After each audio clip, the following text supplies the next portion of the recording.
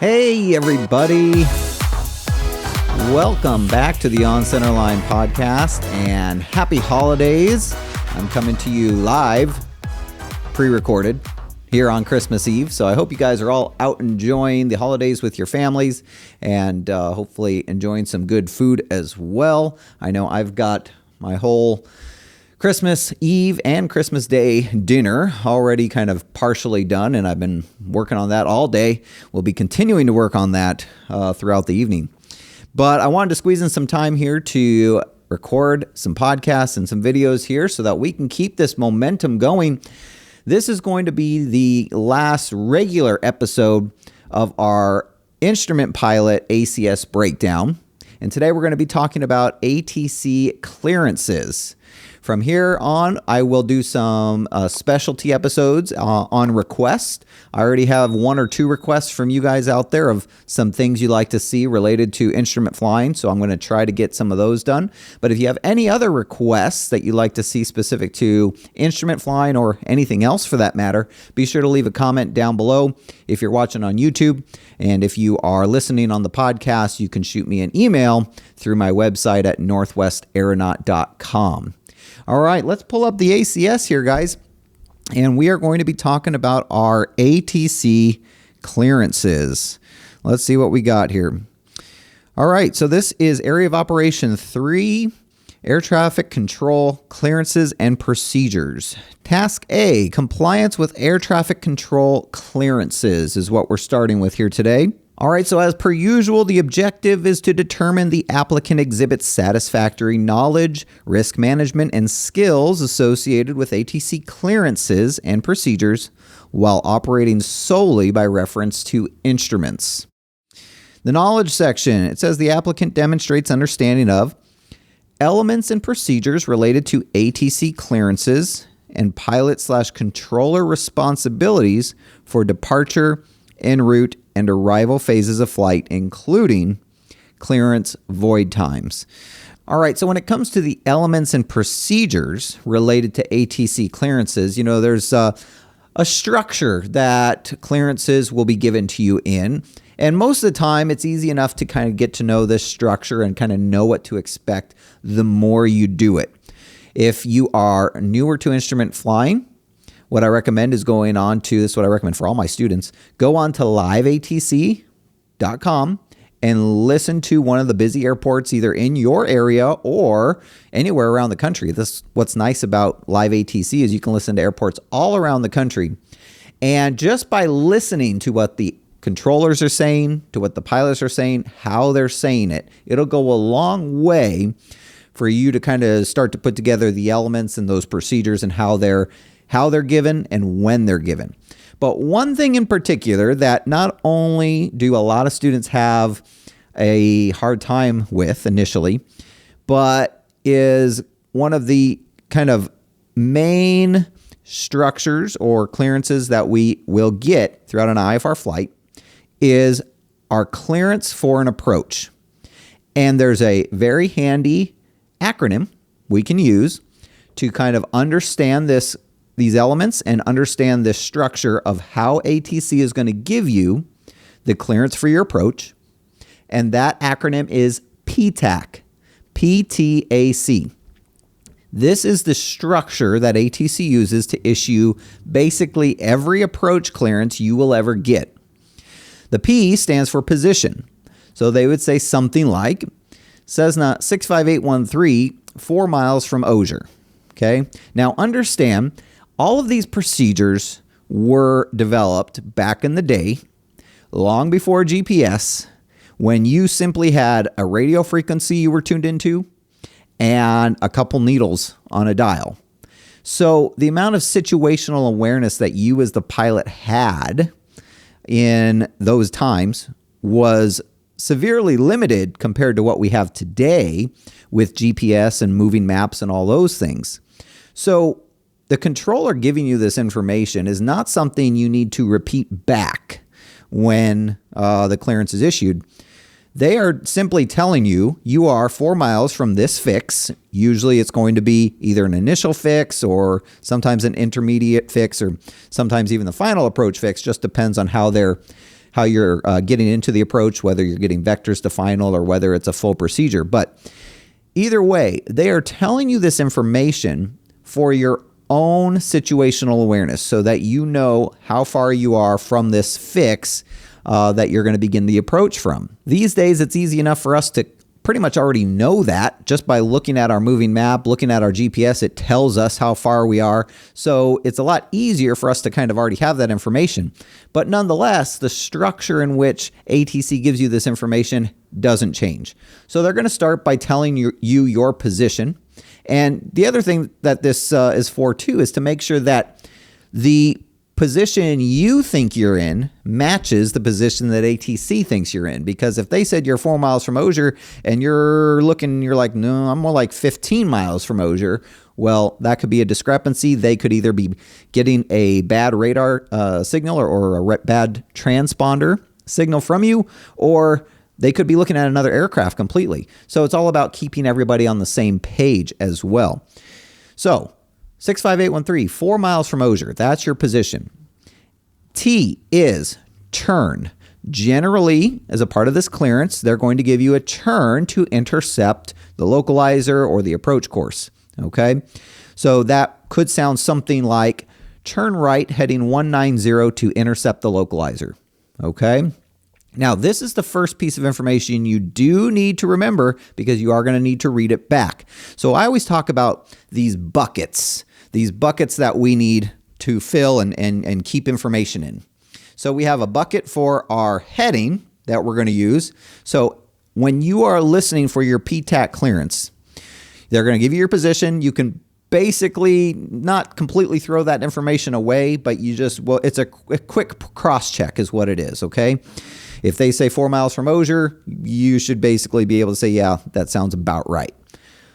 But the first critical piece of information is that turn. Turn right heading 190. So you're going to put that in your turn or your heading bucket of information. Okay, put it away in your head, in that heading bucket. Okay, right 190. Got it.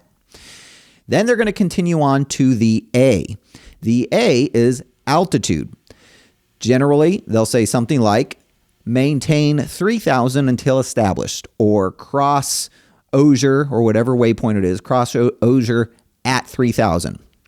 Okay, so the altitude that you need to maintain until you are basically established onto the approach.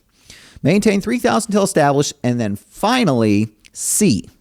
C is your clearance, and they'll say cleared ILS 22 at McMinnville. Okay.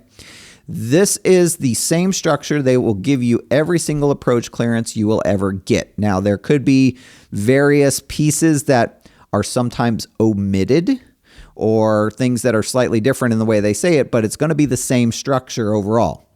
So going back to our buckets, we have our heading bucket, 190. We have our altitude bucket, maintain 3,000.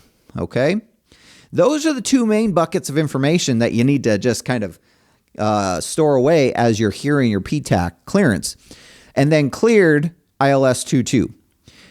That should already be a piece of information you are expecting, and therefore you don't really need a bucket. It should already kind of be obvious to you. Now, one thing you do need to be aware of, and this does happen, you might have two practically identical approaches to a runway. For example, we have the ILS 22 at McMinnville, and we also have the RNAV 22 to McMinnville. These are two approaches that are basically identical, with the exception that one is flown with ground navigation, right, your ILS localizer, and one is GPS based. However, the missed approach procedures for these two approaches are very different. So if you are expecting the ILS 22 into McMinnville, and the controller comes on and clears you for the RNAV 22, you need to either be prepared to fly that RNAV 22, or more specifically, just tell the controller, hey, we were expecting the ILS 22. Can we be cleared for that? Or clarify with them. Because while the procedure in these two approaches that I'm speaking about are pretty much identical, for the most part, up until the missed approach point. Again, if they're expecting you to fly the missed approach for the RNAV 22 and you fly the ILS 22 missed approach, that could cause issues. So make sure that the clearance you're receiving is for the correct approach or the approach that you are planning to fly, and clarify if you're hearing something different. All right, so we have our two buckets. We have our heading bucket, 190, our altitude bucket, 3000. So when it comes time to read back this clearance, it'll sound like this. The controller will say, 65813, 4 miles from Osier, turn right heading 190 to intercept the localizer, maintain 3000 till established, cleared ILS 22 into McMinnville. I will come back on and say, right heading 190, maintain 3000 till established, cleared ILS 22, 65813. Okay? Those are the pieces you need to repeat back. You don't need to repeat back the 4 miles from Osier. The only thing that you would have to say in regards to that, again, is if what they said, if they said 4 miles from Osier and you're like, I'm 15 miles from Osier, then you would bring that up. Okay? But other than that, you don't need to repeat that back. You need to repeat back the heading, the altitude, and the clearance for the approach that they just cleared you for. Okay? So that's your PTAC acronym, and it will make all of this information that they're going to be giving you in your approach clearance a lot more easier to manage and to organize in your head. And once you know the procedure and you know the elements of that clearance, hearing it in real time will be a lot easier, make a lot more sense to you, and you won't be as lost, okay? So that's one of the main ones. Let's go ahead and move on here, guys, to our pilot and controller responsibilities for the departure, en route, arrival phases, including clearance void times. All right, so there's probably a lot that could be said in regards to this stuff, and it can be kind of hard to know exactly what they're referring to here in the ACS, but let's just talk about pilot responsibilities and ATC responsibilities anytime, no matter what phase of flight you're in, you are flying IFR in the system. So ATC's responsibility is to simply provide separation to IFR traffic. All right? That's it in a nutshell. Now, anytime you are in VFR conditions, in VMC, even if you're on an IFR flight plan, it is your responsibility as the pilot to ensure separation from any other VFR traffic, okay? It's still see and avoid when you are in VMC conditions. So just like when we are on flight following as a VFR aircraft, we don't just completely ignore what's going on out the window and rely 100% on ATC to provide traffic separation, because not only is that not their job, but they're humans too, right? They're fallible. They can get busy. They can miss traffic. And of course, there could be things out there that you could hit that ATC doesn't even see on radar. Okay? So IFR flight plan or no IFR flight plan, anytime you are in visual conditions, it is your responsibility as the pilot to maintain separation from not only other aircraft, but anything else out there. Let's talk about clearance void times real quick. So it's not unusual, especially if you are like us out of Twin Oaks, departing IFR from an uncontrolled airport. You will typically be given your clearance for departure with a clearance void time. At the end of your release, they will say, release for departure, clearance void if not off in 3 minutes or 5 minutes or 10 minutes, depending on how busy the traffic is and where you're at. Okay, so what does that mean? Well, it just simply means that you need to be off the ground within that time that they've given you. So if they say clearance void if not off in 3 minutes, you need to have left the ground within 3 minutes of that time. Okay, and sometimes they'll even give you the current time so that you're both on the same page as to exactly when they mean, just to take out any confusion if you have different clocks or anything like that. Okay, now, that doesn't mean you need to have already checked in with approach control or departure, whoever it is, within that 3 minutes. It just means you need to be off the ground and then do everything that you have been cleared to do and contact departure when you are able, right? We first aviate, then navigate, and then we'll communicate. So there's not a huge rush to contact departure. Okay, we don't want to be omitting our responsibilities as far as flying the plane or navigating properly just to get the radio up and rush through things. To that end, if they give you 3 minutes or 5 minutes or 10 minutes, don't be in a rush to just say, okay, clearance forward, not off in 5 minutes, got to go. And then just jump out on the freeway or jump out on the runway and try to depart. You've got 5 minutes or even 3 minutes. It can be a long time. Okay. And assuming you're ready to go already, which you should be, taking that 3 minutes is fine. Make sure you do your pre-takeoff, last minute pre-takeoff checks. Make sure the airplane's fully configured. You didn't miss anything. Make sure your radios get tuned appropriately. You have your transponder set. Everything's ready to go. Make sure you clear the area for any other traffic that might be there. Okay. So take your time. Don't be in a huge rush to get off the ground just because you've been given this clearance void time. Okay. Now, if you are unable to depart within the time allotted for your clearance void time, you simply need to call up clearance delivery or approach or whoever it is. Let them know, hey, we had a delay. We're not going to be able to make it off. They're simply going to say, okay, cancel departure clearance, and it's going to be 10 minutes, right? They might say, hey, it's going to be a few minutes here. We got some other IFR traffic we got to get through. But they'll just give you another release ultimately with probably another clearance void time. So it's not a big deal if you get delayed.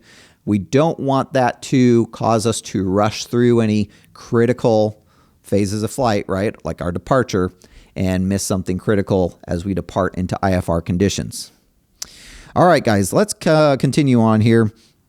I know I kind of skimmed over that. There's a lot that could go into that line item. And again, if you have any questions specifically about anything in that section about responsibilities for departure or en route or arrival phases, leave a comment down below. I can address that later on. Moving on to the next line item, though, pilot and command emergency authority. So, as we all should know, as pilot and command, you have the authority to deviate from any rule in case of an emergency to the extent necessary to meet the demands of that emergency. Okay? That doesn't change when we are IFR. So this shouldn't be new information, and it's not really even any different than it is for VFR flying. But with as structured and as strict as the procedures of IFR flying can be, ultimately, if you have an emergency situation, you still can deviate to the extent necessary to meet that emergency in those situations. So that is the biggest responsibility of a pilot in command, and it's important that you don't forget that. It's important that you don't allow the pressure or the idea that you're going to get in trouble from ATC or the FAA allow you to not make good decisions to keep you or your passengers safe in those situations. All right. Now, of course, you want to communicate with ATC as much as you possibly can. They are there to help you. And if it's a communication problem that's part of the emergency, well, again, think, make good decisions, and do what's ever necessary to get you down on the ground safely, starting with our proper LOSCOM procedures to the extent possible. All right. That just real quickly, it brings to mind, most recently we all saw the video of the guy who lost all electrical and insisted he had to land right behind a 182 in front of him and rear-ended the 182 for no reason. Don't get me started on this. I know there's been a lot of videos out there. I'm not one to sensationalize or overhype things. I'm not going to get on here and make a CFI reacts to dumb pilot who rear ends airplane. I don't do that stuff, and I don't particularly like other CFIs who do that. But I am just going to say that was not an emergency situation that pilot was in. That was simply a loss of electrical. And for the conditions he was in, daytime VFR conditions, The plane wasn't falling out of the sky. He could have easily done many, many things to avoid that accident. He was the sole reason for that accident happening, and he's just lucky nobody got killed. So when it comes to your pilot and command authority, do what you need to do to meet the demands of the emergency, the situation, but don't panic. Don't be stupid, okay? And don't put other people at risk, like someone in front of you on the runway, all right? Okay, off my soapbox. Back to our ACS breakdown here. Lost communication procedures and procedures for flights outside of radar environments. So we were just talking about lost communications. Honestly, I forget if I've talked about this before, but let's talk about it. Let's just break it down really quickly. When it comes to lost communications, we have two acronyms we use because basically, actually, first of all, let me talk about this. Here's the one thing you need to understand. I tell this to all my instrument students. What you need to understand about instrument flying in general is that everything we do, every procedure there is, every rule that we have been put into place for one reason and one reason only. And that is for the situation of lost communications. Okay? Everything we do in IFR flying is all for the purpose of preparing or being prepared or ready for a lost communication situation. Okay? So, if anybody ever comes to you and asks, hey, why do we do this? Why do we have this rule? Why do we do things this way? The short answer is always going to be in case of lost communications. Remember that, because if your examiner asks you a question like that, whether you know the answer or not, if they say, hey, why do we do it this way? You're going to be pretty safe by just saying, oh, we do it because in case of lost communications. All right? So that's number one. Now, when it comes to lost communications, basically, we lose our communications. We need to still be able to navigate and ultimately land the airplane. And of course, our navigation comes in a three-dimensional sense. 3 dimensions, but kind of 2 dimensions. So basically, we need to be able to navigate laterally and vertically. So we have 2 acronyms that tell us how to properly navigate laterally and vertically. When it comes to lateral navigation, left and right, which way we go, we use the acronym Avenue F. Okay? A stands for assigned, V is for vectored, E is for expected. That's the avenue, AVE, okay? And then F is for filed. So when it comes to a lost communications scenario, we are going to fly first any route or heading that we were assigned. Beyond assigned, we're going to fly what we are vectored. If we were being vectored for an approach or given a certain heading, we would fly what we were being vectored for. Beyond that, we would fly what we were told to expect. So if we were told to expect on course in 5 minutes, we would do that. Or if we were told to expect direct destination upon arriving at this waypoint, we would do that. Okay, so we would do what we were told to expect. And then finally, all of that being either used up, like we've done all of that, or we weren't given that, we are going to finally just do what we filed in our flight plan. Okay, now, this is an important point, and there's a certain technique that I always teach and use when it comes to the way I file, and this is kind of a best practice. So anytime you're filing anywhere, I will always, regardless of the route I'm choosing, I don't care if you're filing direct, which I never really ever do, and we could talk about that later, but regardless of what you file, the last waypoint prior to your destination should always be an initial approach fix for an approach. Whatever approach you would ideally want to fly into your destination, that's the one that you should file for the initial approach fix prior to your destination. And this is for the purpose of, again, the scenario of lost communication, so that If you do lose communications and you need to fly an approach, well, you already have this initial approach fix filed in your flight plan and you can go there. As opposed to filing direct to your destination, getting there, right? You have to get there first, and then, you're 5,000, 6,000, however many thousands of feet over your destination. Well, that's not going to help you get down through the clouds to land. So then from there, you'd have to figure out, okay, I'm here. Now I got to figure out how I get to an initial approach fix so I can begin an approach. So it's much easier just to put that initial approach fix in your filing so it's already there for you. Okay? So assigned, vectored, expected, and filed. Those are kind of the order of priorities, if you want to talk or think about it that way, that we use to know how we navigate in a lateral sense, okay? How we get to where we're going.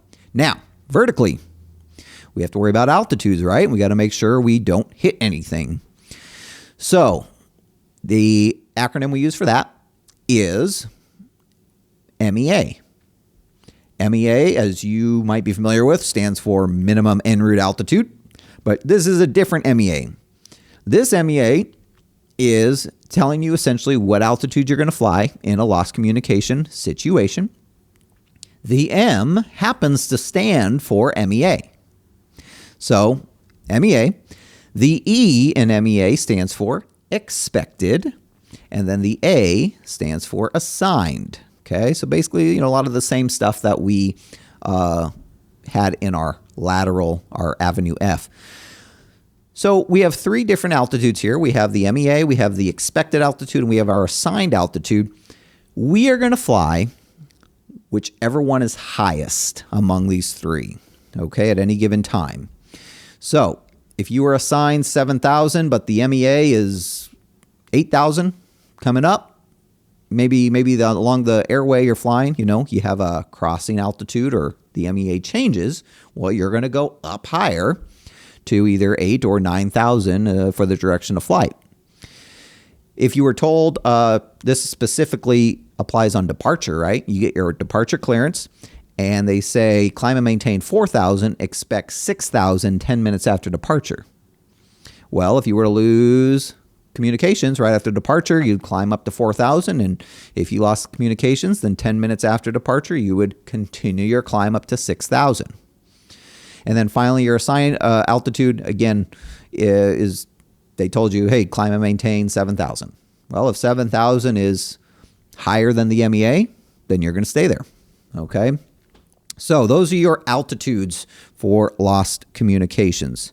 So Avenue F and MEA. Now, we could talk a lot more about lots of different situations. And again, these are kind of the rules, and there are times for the rules to be bent or broken depending on certain things. Like, for instance, maybe you should be going up to 10,000 feet along your course because that's the highest of those three altitudes, but the freezing level's at 8,000 and you don't want to get yourself into icing conditions. Well, that's something you're going to have to weigh and figure out. But those are the basic rules that you're going to need to know when it comes to our procedures for lost communications.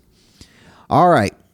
Finally, our flights outside of the radar environment. So it's not often, certainly not in general aviation, that we are outside radar environments, but it does happen, and there are places that don't have adequate or good radar coverage.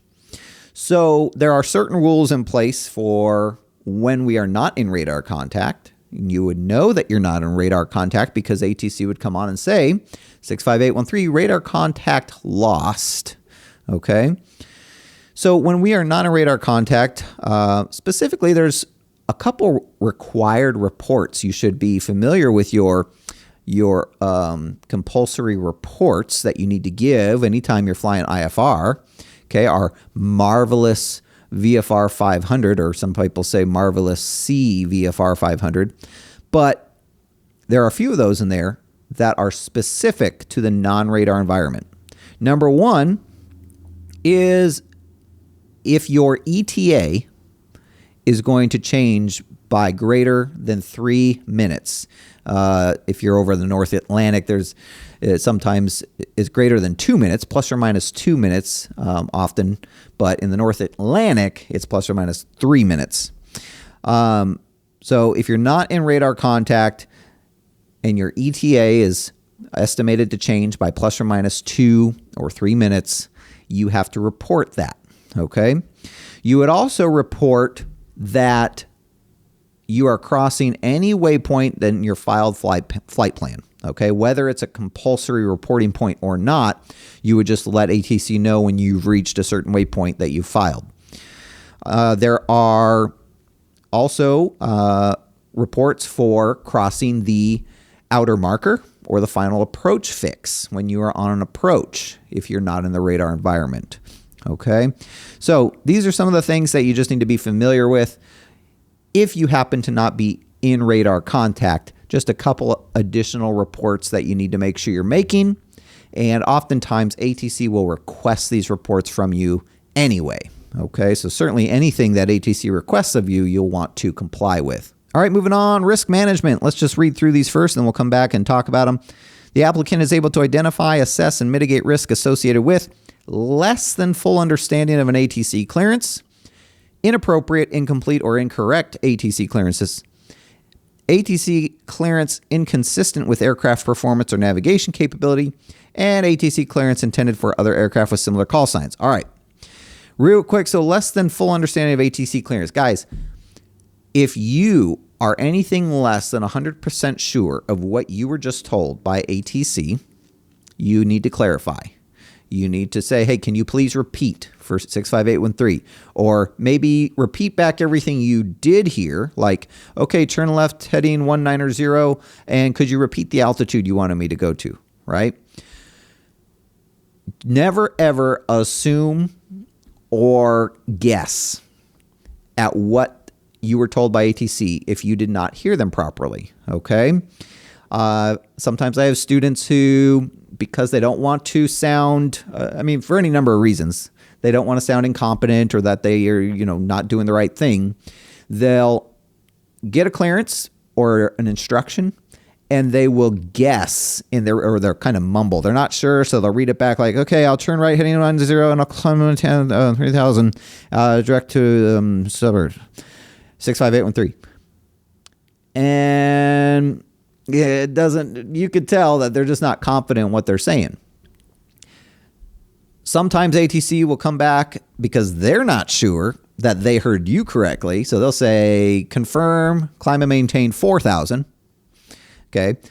But what's even worse is sometimes when ATC doesn't come back, they assume, okay, this goes both ways. ATC can assume that you heard them correctly, even if they didn't really hear your read back correctly.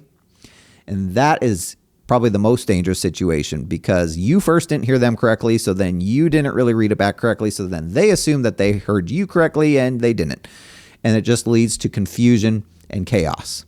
So be confident in not knowing. It's okay to not know or to say, hey, I didn't hear that. Could you please repeat? Okay? But you know what? If you're going to take a guess, if you're like, hey, I think they said 7,000. I wasn't sure. Or did they say 5 or 9, right? 5 or 9,000? I don't know. If you're going to just take a guess, take the guess with confidence. In other words, turn left heading 210, climb and maintain 5,000 feet. Even if you're not sure if they said 5,000. If you're going to read it back, you read it back clearly. That way, it gives them the opportunity to come back and say, 65813 negative, climb and maintain 9,000 feet. 9,000 feet. Got it. 65813, climb and maintain 9,000 feet. 9,000. Thank you. Okay. But don't ever kind of get sheepish and start mumbling into the mic. Okay. Don't do that. Be confident in your mistakes. Okay. We want to fail early and fail often. Right? We want to fail early. We want to make those mistakes up front so that they can get corrected quickly. Okay? All right. So be confident even if you're not sure. Or I should say be confident especially if you're not sure. But always ask. All right. Next line item. Inappropriate, incomplete, or incorrect ATC clearances. So again, this goes back to what I was talking about with the approach. If you're expecting the ILS 22 and they clear you for the RNAV 22, you are either flying the RNAV 22 or you're going to get on and you're going to say, sorry, we're expecting the ILS 22. Okay? Even if an approach seems identical on the surface, they're probably not. You need to make sure you get the proper clearance for anything and everything you're planning to do. Okay? Never hesitate to question in a constructive way ATC's instructions if you're not clear. Okay? They're people too. They make mistakes. ATC clearance inconsistent with aircraft performance or navigation capability. Well, if they say, hey, 65813, turn direct YGOD, I'm just making up a waypoint. Maybe there's a YGOD out there. But if they say turn direct this, and that's, first of all, if it's an RNAV waypoint and you don't have GPS, well, then you're definitely not able to go there. But even if it isn't an RNAV waypoint and they say turn direct and you have no way of going direct to that waypoint without GPS, you'd have to tell them, hey, unable, we're not equipped to do that. We need either vectors onto an airway or vectors toward something, right? Or maybe they gave you a clearance for a departure procedure or an arrival for something that's you're not capable of because it's meant for a turboprop or a jet and you're in a little Piper Arrow, right? It's not going to quite work out. Always question if you or just, if you know that they made a mistake, say unable. I'm not in an aircraft that can do that. Okay. Finally, ATC clearances intended for other aircraft. This goes for either VFR or IFR, but anytime there is aircraft with a call sign similar to yours, and oftentimes controllers will warn you, they'll say, hey, 65813, be advised, other aircraft on frequency with similar call sign 68713. Okay. They'll often warn you of that, but you need to be hyper aware and really be listening to make sure that you are hearing the things that are intended for you and not for someone else. Another good example of this is I'll see students perhaps check in. They'll get on a new frequency. They'll check in Seattle Center 65813 5000. And then they'll come back up, Seattle Center, whoever, they'll come up and they'll say, it could be someone completely total different call sign. It might not even be a similar call sign. They could be Piper 572 Victor Romeo, climb and maintain 6000, right? So my student checked in with 65813 5000, and the next thing they hear is 5872 Victor Romeo, climb and maintain 6000. And the student will just, because the format and the elements, right? The format of what they heard matches what they expect to have heard with a response from ATC, they just automatically assume it's for them. And then they'll get back on and they'll say 65803, climb and maintain 6000. No, it's not for you. That was not your call sign. That was someone completely different. Okay? So be careful that you're not letting expectation bias, fog or cloud what you hear. And then especially if it's somebody with a similar call sign, make sure that you are listening closely. And again, if you ever have any doubt that it was for you or that you should be doing it, call and verify. All right. Our skills, guys. The applicant exhibits the skill to correctly copy, read back, interpret, and comply with the simulated or actual ATC clearances in a timely manner using standard phraseology as provided in the AIM. Copying clearances can be a little difficult, especially if they are long, complex clearances. So a couple tips I have for you. Number one, know what route to expect before you call and get your clearance.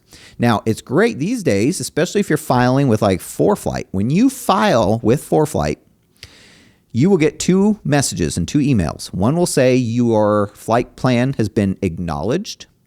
And then the other one will come and say flight plan acknowledged and expected route. Here's your expected route.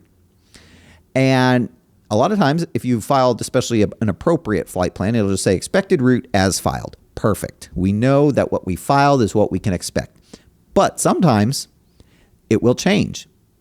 And what's great is ForeFlight will actually come up and say, hey, expected route is different than what you have in here. Do you want to change your route to what they told you to expect? And you can just do it with one click of a button. So that's very easy. But knowing what to expect ahead of time is going to make it easier, because then what we can do is we can get on our craft acronym clearance page. I'm going to go ahead and I'm going to show you what I'm talking about here. So this is an example of what I would do. I'm going to do a screen recording. All right, so craft is our acronym that we use to copy clearances. And I try to fill out as much of this ahead of time as possible and leave room open in case something is different than what I expect. So, for instance, if I were to file to McMinnville, first of all, we know we're going to be cleared to the McMinnville airport. So I'm going to go ahead and write that K. I'm writing with my finger here, so forgive me, but KMMV, that's who I'm being. I know I'm going to be cleared to KMMV because that's what I filed to. Now, the route, if they told me I can expect what I filed, then coming out of Twin Oaks, we typically get cleared to the Newburgh VOR. So I'm going to write that up front because they'll often read it. Even if it's part of my filing, they'll often read it back as the initial waypoint, okay? Because that's one thing that ATC also generally does. They're never usually going to say, usually they're not going to say cleared as filed. Sometimes they do, but really what they're supposed to do is read the initial point that you're cleared to and then as filed. So they'll say, cleared to the McMinnville Airport via Newburgh VOR, then as filed. So I'm going to put UBG here because that's what I expect them to say. And then I'm going to make some space, and I know it's hard to see here, but I'm going to go to the very end. I'm going to write as filed. And I leave space in the middle there because, there's my F, I leave space in the middle in case there's any route changes en route. Okay, I can write different things in the middle there. Now, altitude. If I file for 4,000, well, I'm going to put 4,000. I'm just going to put a 4. First of all, you don't need to write a bunch of zeros, right? We know that there's going to be 3 zeros after every altitude we get. So we don't need to write zeros. We're just going to write the first number. I put 4 in the middle, and I do that, and I put 4 there, and then what I usually do at the very end, I put 5/10. And again, I'm writing with my finger here, so excuse this, the sloppiness. So this leaves a space at the beginning before the 4 and a space after the 4 in case they either give me an initial altitude that's different. They might say climb and maintain 3,000, expect 4,000 5 minutes after departure. Or they might give me a different final altitude. They might say climb and maintain 4,000, expect 6,000 10 minutes after departure. So I leave the space there so that, let's say they say climb and maintain 3,000, I will write a 3 up front like this. Climb and maintain 3,000, expect 4,000 5 minutes after departure. I circle the 5 and I leave the 4. Okay, so then I know how to read that back. If they were to say just climb and maintain 3,000, I would just write 3 and I would cross out the 4. Okay, I would cross it out like that so that I knew that that wasn't going to be, that I wouldn't have to worry about that. Now, frequencies. Generally, there's only going to be 1 or 2 frequencies, no matter where you are, that are going to be possibilities. We have 2 here that are usually possibilities, and those are 118.1 and 126.0. So I write both of them right next to each other, and then when they give it to me, I circle it. So transponder is really the only thing you're not going to know ahead of time, but everything else you should have a pretty good idea. So we'll call and get the clearance, and they'll come back and they'll say 65813, cleared to the McMinnville Airport via Newburgh, then as filed. I already got that written there. Climb and maintain 3,000. Oh, put the 3,000 there. Expect 4,000 5 minutes after departure. Departure frequency 1260. So I'll circle 1260 and I'll cross out 1181. And then squawk 4657. Got it. All right. So it makes getting clearances very easy when you do it that way. And hopefully that helps you in learning how to copy clearances as well. Moving on, correctly set communication frequencies, navigation systems, and transponder codes in compliance with ATC clearances.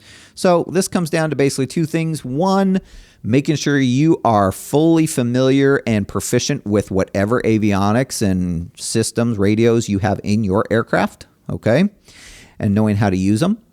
And then two, making sure that you do everything up front, that you are prepared.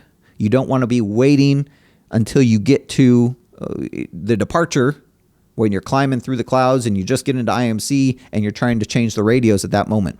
All of our frequencies should be dialed up, on standby, ready to go before we leave the ground, okay? So doing as much as we possibly can on the ground before we leave is going to go a long way in helping you.